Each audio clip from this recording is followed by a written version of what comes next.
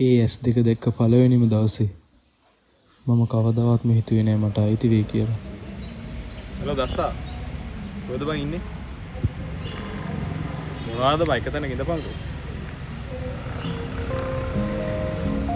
හා ඉඳපන් මං එන්න. හරි.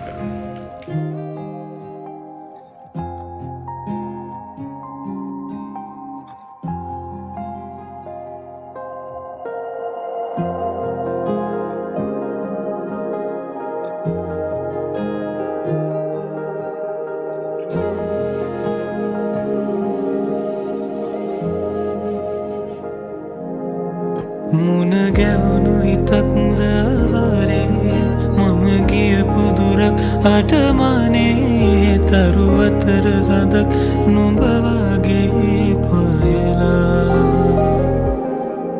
හිත එකගන වූ තැන් ගානේ අපි අපගේ බවක් හැගොනවේ තනි හිතක හොරෙන් බැඳුනා මේ නෙමා මවත්තිය පිමක ඡායා රැඳෙන්නේ මාළුවක මායා නුරාග දැසනිගේ පානා මාත් නුඹේ කියා සිහින් තොඩින් අඳින සේයා දරන්න දෝනු මෙති සීමා මටත් නොවේ පිමක ආශා උඹෙන් දුරස් වෙලා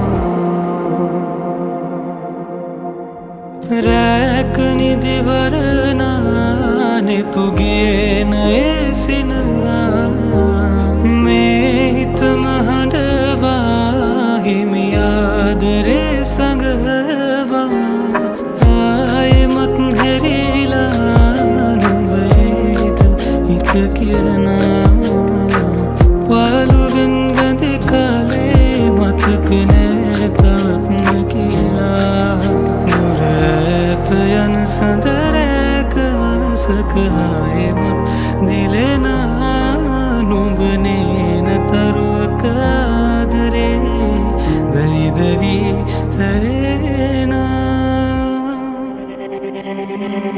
මවත්තිය පිමක ඡායා රැඳෙන්නේ මාළුවක මායා නුරාග දැසහිගේ පානා මාත් නුඹේ කියා සිහින් තොඩින් අදින සේයා දරන්න දෝනු ඇති සීමා මටත් නොවේ ප්‍රේමක ආශා නුඹෙන් දුරස් වෙලා ඉතින් සදේ සසර පීරා කලිත් මගේ පෙම මැරිලා මටත් නැසේ මතක දීලා නොයන් වසන් වෙලා නැතින් ගලයි කඳුළුරුරා රැයක් ගෙවෙනු නිමි හෝරා හිතක් හිඳී සෙනේ පාලා නුඹෙන් ප්‍රේමක් පතා